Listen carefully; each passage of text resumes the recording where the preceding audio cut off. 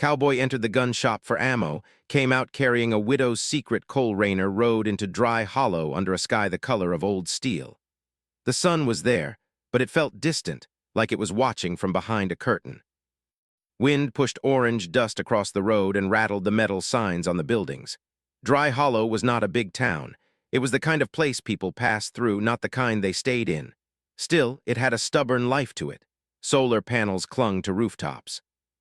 Water tanks stood like silent guards, and old-style wooden porches faced the street as if they were part of a story from another time. Cole looked like he belonged to that older story. He wore a long coat with sand marks on the hem and a wide hat pulled low over his eyes. But his ride was not a normal horse. It was a machine built in the shape of one. Its legs were smooth alloy and its joints made soft, controlled sounds when it walked. The townsfolk called such mounts iron steeds. Cole just called his dust. He slowed near the center of town. He only needed ammo, that was it. He had a caravan escort contract waiting at the edge of the Badlands, and a man who traveled unprepared did not travel long. Cole had learned that lesson years ago. A sign creaked above a small shop, Vale Arms and Supply. The paint was faded, but the letters were still clear. Cole guided Dust to the hitch rail outside. The rail had a charging post attached to it, so he plugged Dust in and tapped the machine's neck with 2 fingers. Dust lowered its head like a living animal, then went still. Cole stepped into the shop. The air inside smelled like oil, dry wood, and something faintly burned. The place was quiet in a way that made sound feel too loud.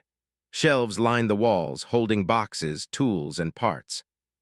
Some sections looked empty, like inventory had been taken fast. A few weapon cases sat behind glass, but not many. A security drone hung from the ceiling on a cable, powered down like a dead insect. Behind the counter stood a woman. She was in her early 30s, with dark hair tied back and a calm face that looked like it had learned to hide fear. Her eyes watched Cole the way a person watched a storm at a distance, quiet, careful, ready for it to change direction. "Morning," she said. "Morning," Cole answered. His voice was steady and low. "What do you need?" "Ammo," Cole said. "Rifle rounds and 2 power cells for a sidearm." The woman nodded and turned without asking more.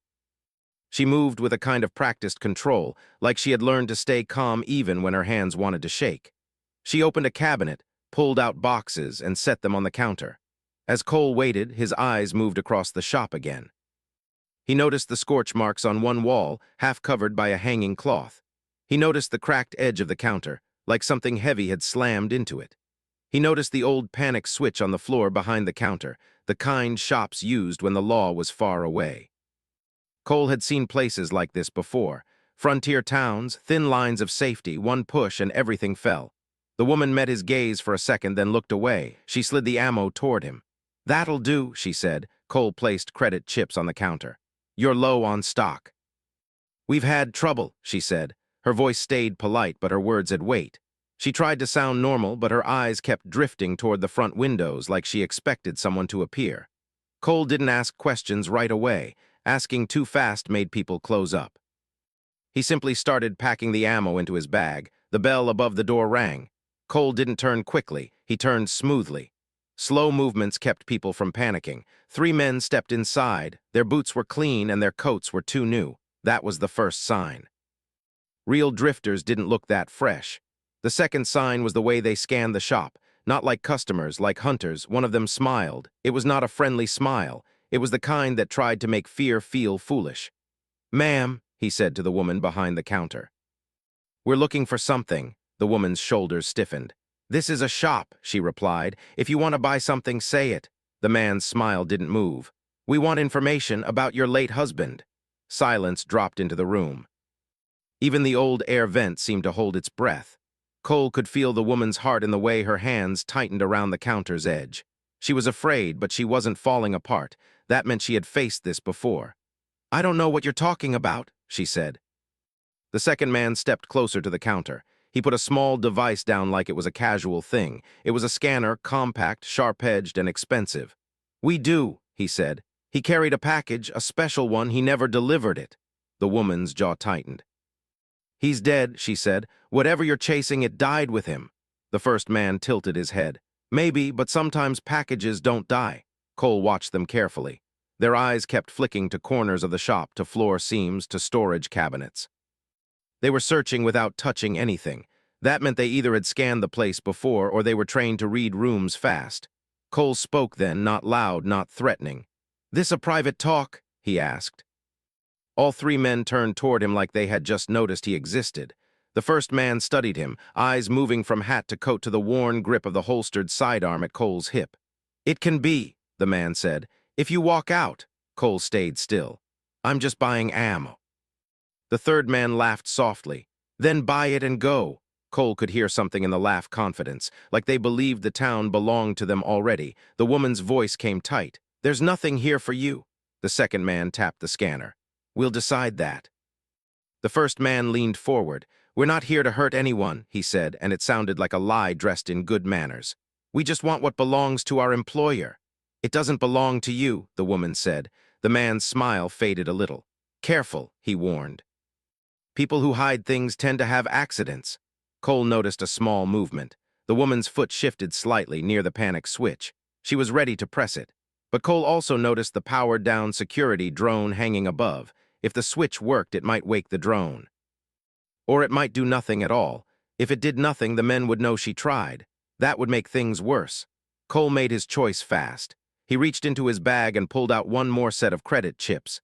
He slid them across the counter like he was finishing a normal purchase. "I'm done," he said calmly. The first man watched him. "Good." Cole turned toward the door, walking at the same slow pace. He did not rush. Rushing would trigger them. He paused near the exit and looked back, eyes calm. "I don't know your business," Cole said. "But this is a small town. You push too hard, you'll get everyone staring." The third man shrugged. "Let them stare." The first man stepped closer to Cole. "Thanks for the advice," he said, voice soft. "Now leave." Cole nodded once, then stepped outside, but he didn't ride away. He stood on the porch looking down the street, acting like he was adjusting his gloves. His mind was working. Those men were not local. They were not simple bandits either. The scanner, the clean boots, the calm threats, this felt organized, syndicate work, corporate hunters. The kind that didn't care who got crushed. Inside the shop, the voices continued, muted through the walls. Cole listened without pressing his ear close. He didn't need every word. He only needed the tone. The woman's voice stayed firm, but it cracked on one line. The men's voices stayed smooth, like knives that didn't need to shout. Then the bell rang again. The three men came out. They didn't look angry, but their eyes carried a promise. They climbed into a hovering truck parked nearby. Its engine purred like a sleeping animal. The truck lifted slightly, then rolled down the street, leaving dust behind. Cole watched until it disappeared beyond the last buildings. He went back inside. The woman looked up, surprised. For the first time, her calm mask slipped and pain showed beneath it. "You didn't leave," she said. "No," Cole replied, her gaze sharpened. "Why?" Cole looked around the shop again. "Those men will come back," he said. "They already have," she answered quietly. Cole nodded, understanding more now. "What's your name?" "Myra," she said. After a pause, she added, "Myra Vale." Cole rested a hand on the counter, not too close, not invading her space. "I'm Cole," Myra swallowed. "I don't want trouble, I've had enough." Cole's eyes stayed steady. "Trouble already knows where you live," he said. Mara's fingers trembled slightly, and she pressed them flat to hide it. "My husband was just a shopkeeper," she said, but the words didn't match the fear in her eyes. Cole waited. Silence gave people room to speak when they were ready. Mara looked toward the floor as if she was staring at something hidden beneath it. When she spoke again, her voice was softer. "He used to run deliveries," she admitted. "Long range, quiet routes. He said it paid well." Cole kept his face calm, but his attention sharpened. "And then," Mara's eyes lifted. They were tired eyes. "And then one day he came home scared," she said. "He told me if anything happened to him, I should keep the shop open like normal, smile, act like I knew nothing." Cole held her gaze. "Did he leave you something?" Mara didn't answer right away. She looked toward the back room, then toward the door like she was measuring the world and finding it unsafe. Finally, she whispered, "Yes." Cole didn't push. He asked one simple question. "Do you know what it is?" Mara's voice shook once. "A secret," she said, "and I think it's the reason he died." Outside, the wind rose, rattling the sign again. Cole picked up his ammo bag, but he didn't sling it over his shoulder yet. He looked at Mara like a man deciding whether to step into a fire. "I came here for ammo," he said, "but I don't like bullies." Mara gave a bitter smile that didn't reach her eyes. They're not bullies, she said. They're worse. They have money and ships and people who don't ask questions. Cole nodded. Then we don't give them easy answers. Mara blinked. We. Cole's voice stayed simple. If you want help, he said, I can give it. Mara's lips parted like she wanted to refuse, like pride and fear were wrestling inside her. Then she looked at the empty shelves, the scorch mark hidden by cloth, the dead drone above. She whispered, they said they'd come back tonight. Cole looked at the front windows, at the bright street, at the open sky beyond. Then you shouldn't be alone tonight, he said. Mara's eyes shone, not with tears yet, but with something close to them. She nodded once. In that small gun shop, on a forgotten frontier world, a simple ammo purchase turned into a choice.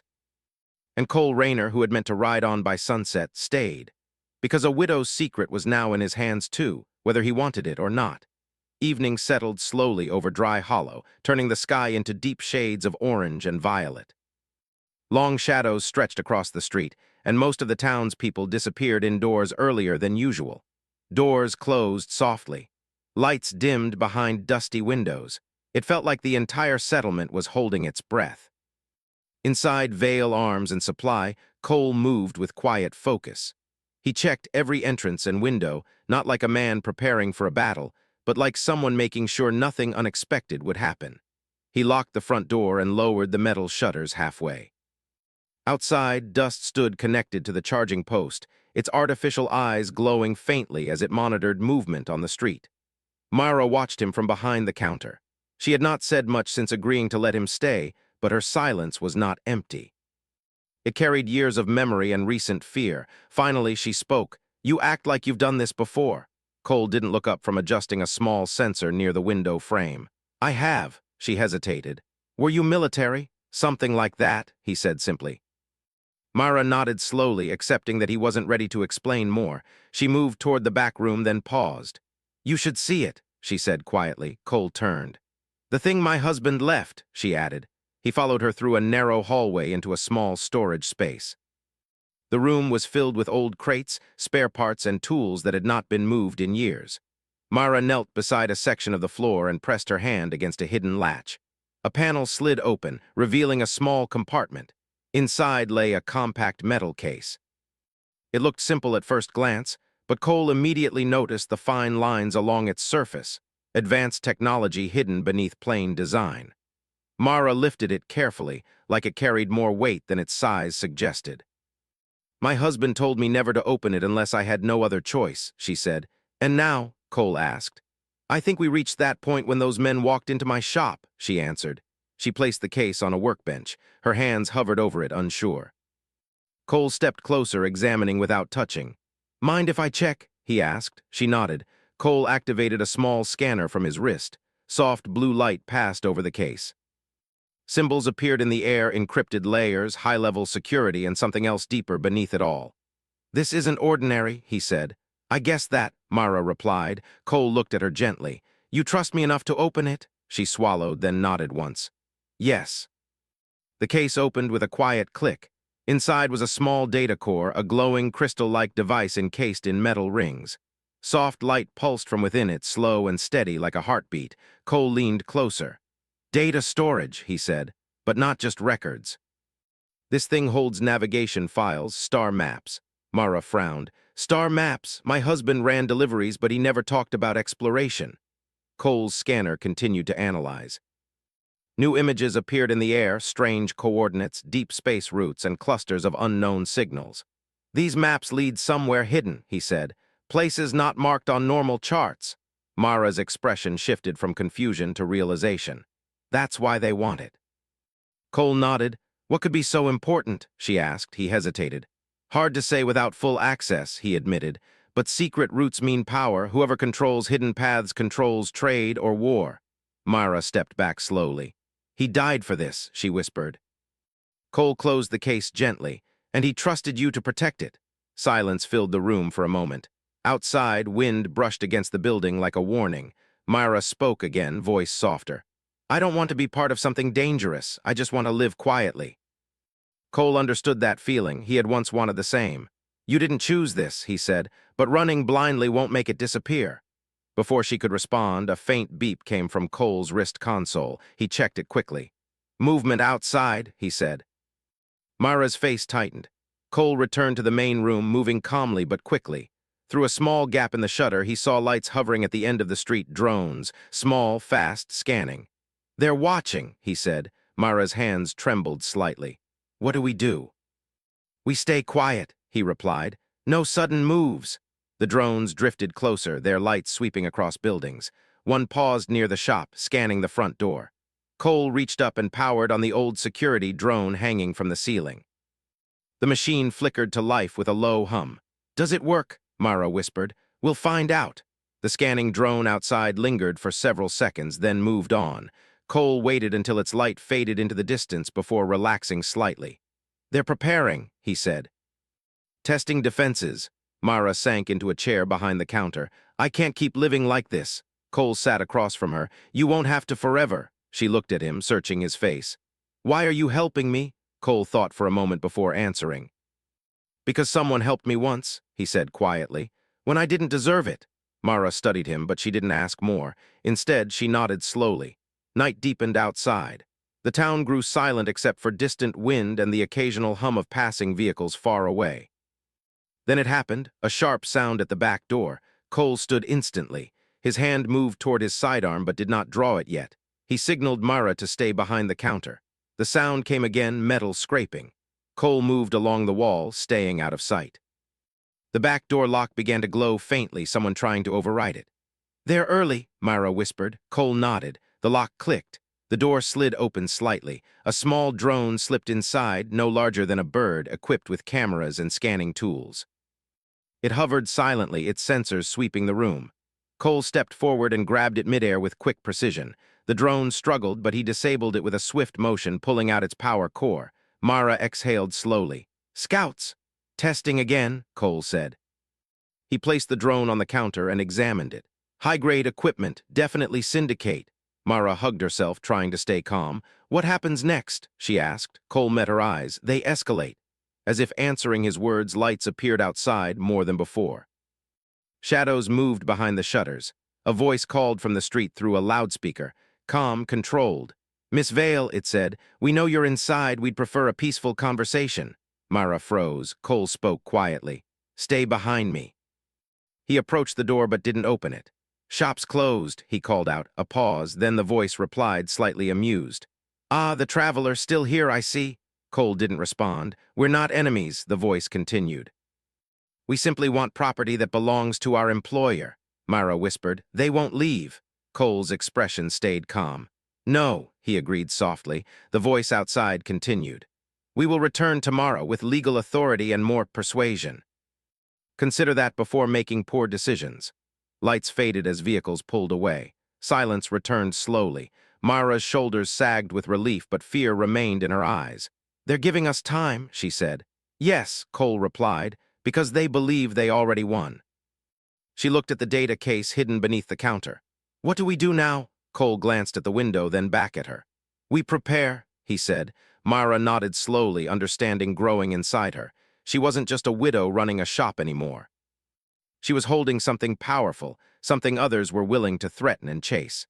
And now, with Cole beside her, she knew one thing clearly. The next day would change everything. Morning came slowly to Dry Hollow, but the calm feeling of sunrise did not reach inside the gun shop. The air felt heavy, like a storm waiting just beyond the horizon. Cole had not slept much. He spent most of the night watching the street through narrow gaps in the shutters, studying every shadow and movement. Mara rested only for a short time, sitting in a chair near the counter with the data case hidden beneath it. When the first light touched the buildings outside, Cole finally stood from his position by the window. "They'll come today," he said quietly. Mara nodded. She had already reached that conclusion. The way the syndicate had spoken the night before made it clear they were not leaving without the device. "What should we do?" she asked. Cole thought for a moment before answering. "We don't wait for them to control the situation," he said. "We prepare our own ground." He stepped outside to check dust.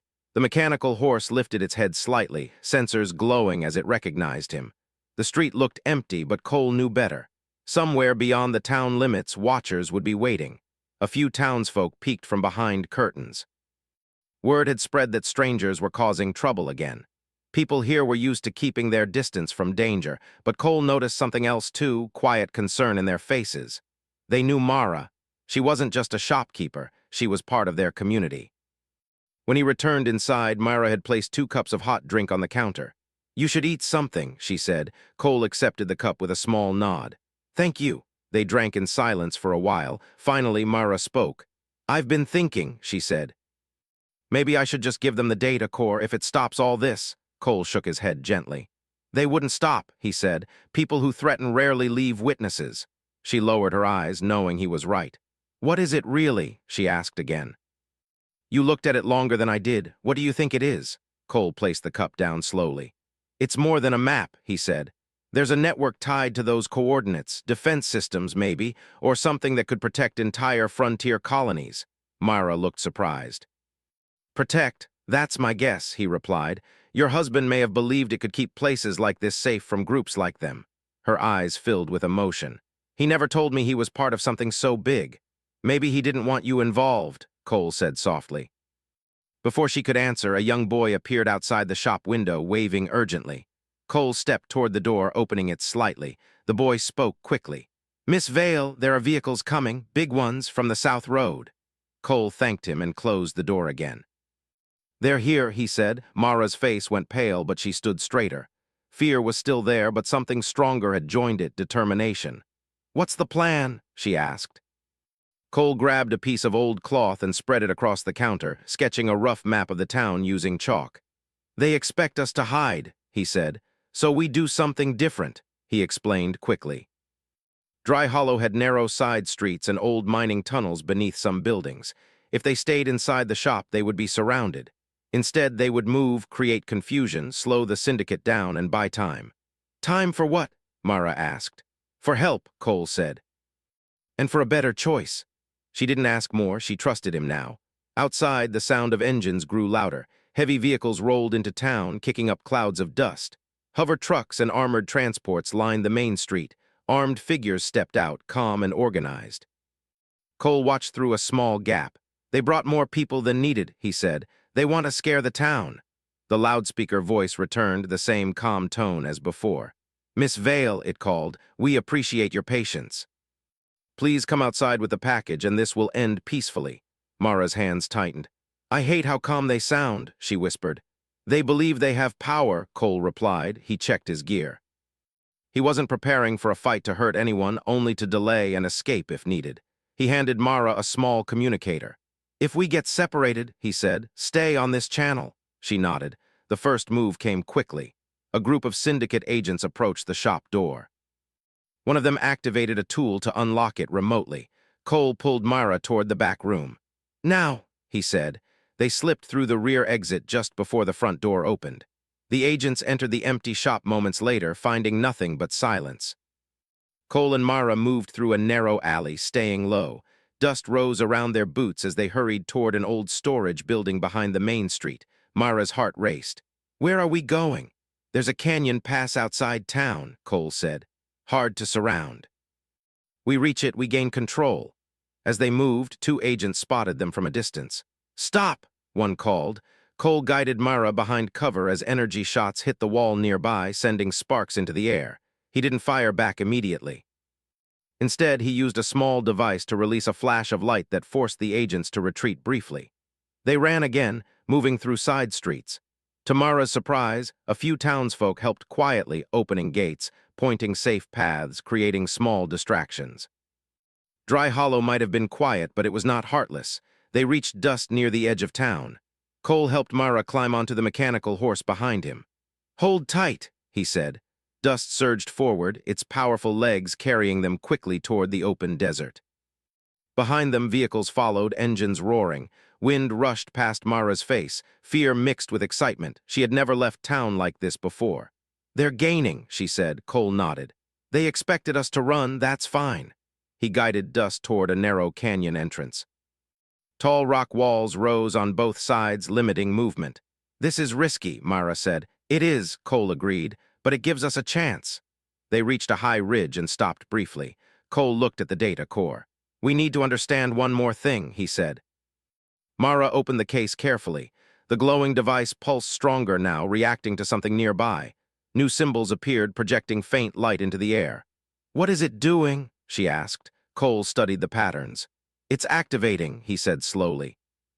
"Like it's recognizing its location." Mara's breath caught. "You mean we're close to whatever it leads to?"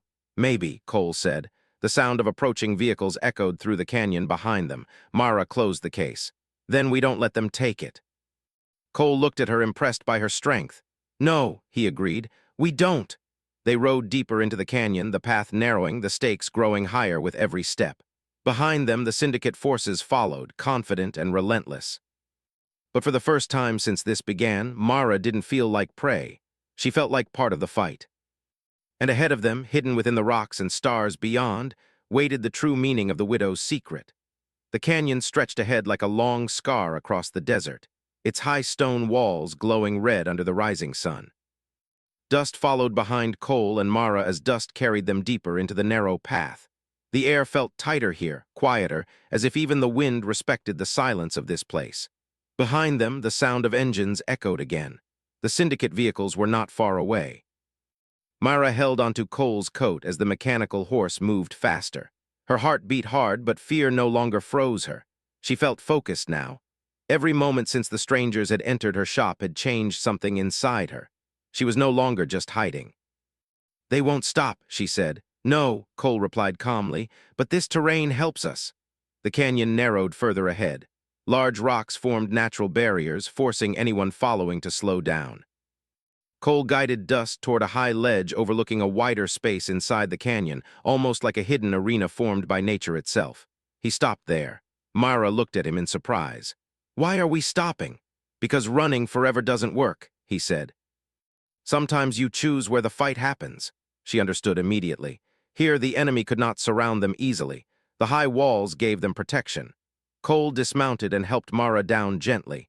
Dust moved aside, scanning the area with quiet, mechanical awareness. "Open the case," Cole said. Mara hesitated only a moment before doing it. The data core glowed brighter now, projecting faint shapes into the air, lines and symbols forming a map that seemed alive. Cole studied it carefully. "It's reacting to this location," he said. "Why here?" she asked. Before he could answer, the ground trembled slightly. A low hum echoed from deeper within the canyon. Light appeared along the rock walls, faint lines glowing like ancient circuits waking from sleep. Mara stepped back, eyes wide. "What is that?" "I think," Cole said slowly, "this is one of the places your husband's map leads to." The glowing lines spread outward, forming patterns across the stone. Hidden panels opened silently, revealing old devices embedded into the canyon itself. They looked ancient but advanced, built long before the current settlements. "Defense systems," Cole said quietly. "Dormant until now." Mara stared at the data core. He was protecting this. Before they could explore further, engines roared behind them. Syndicate vehicles entered the canyon, stopping at a distance. Armed figures stepped out, weapons ready but movements careful. The same calm voice from before echoed across the rocks. "Impressive hiding place," the leader said as he walked forward. He wore a clean coat untouched by dust, his expression confident. "You've made this more difficult than necessary." Mara stood beside Cole, holding the case tightly. "It doesn't belong to you," she said, her voice steady despite the tension. The leader smiled faintly. "Everything belongs to someone with enough power." Cole stepped slightly forward, placing himself between them and the approaching group.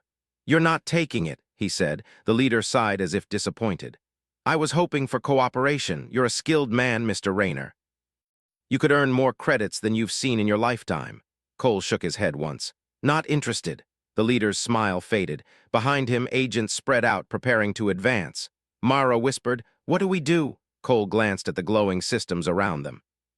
"Trust the map," he said. She understood. Slowly, she placed the data core onto a small stone platform revealed by the glowing lines. The moment it touched the surface, light surged outward. A deep hum filled the canyon. From hidden compartments in the walls, defensive drones emerged, sleek machines shaped like metallic birds. They hovered silently at first, scanning the area. The syndicate agents hesitated. "What is this?" one muttered. The leader's calm expression finally cracked slightly. "Ancient security network," he said under his breath. The drones moved into formation around Cole and Mara, forming a protective circle. Cole didn't smile, but relief softened his eyes. "Looks like your husband knew exactly what he was doing," he said quietly. The leader raised his hand, signaling his agents to hold position. He tried one last time. "Think carefully," he said. "You are activating technology you don't understand. Give us the device and we walk away peacefully." Mara met his gaze. "You already threatened my home," she said. "Peace was never your plan." The drone's lights turned brighter, reacting to rising hostility. The leader realized the situation had changed. He stepped back slowly. "This isn't over," he said. "We will return with greater force." Cole's voice stayed calm. "Maybe," he said, "but not today." After a long moment, the leader turned. The syndicate agents retreated toward their vehicles, leaving the canyon slowly. Myra watched them go, hardly believing it was over, at least for now. The humming from the ancient system softened, the drones lowering slightly but remaining active. She looked at Cole. "We actually did it," he nodded. "You did it." They stood quietly for a while, letting the tension fade. The desert wind moved gently through the canyon again. "What happens now?" she asked. Cole looked at the glowing systems around them. "This place could protect frontier worlds," he said, "if used right." Mara thought of her husband, of his secret fears, his quiet strength. "He wanted to help people," she said softly. "Not just survive." Cole nodded. Myra turned to him. "Will you stay? Help me figure this out?" He hesitated. He was a traveler, used to leaving once the danger passed, but something about this place, about her courage, made him pause. "I'll stay long enough to make sure you're safe," he said. She smiled slightly, grateful. Later, as the sun climbed higher, they prepared to return to Dry Hollow. The canyon behind them glowed faintly, its ancient systems awake once more. Dust stepped forward, ready for the journey. As they rode back toward town, Mara felt different.